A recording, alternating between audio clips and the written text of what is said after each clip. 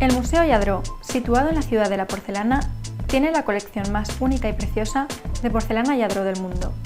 El Museo Lladró, a continuación en 10 cosas que ver y hacer en Valencia.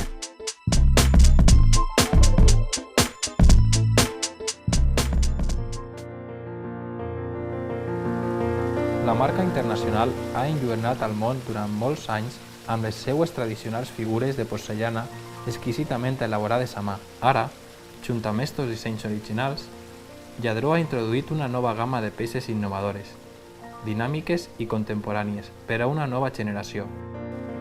Buenos días, bienvenidos a Lladró. Mi nombre es José. Estamos ahora mismo en la ciudad de la porcelana.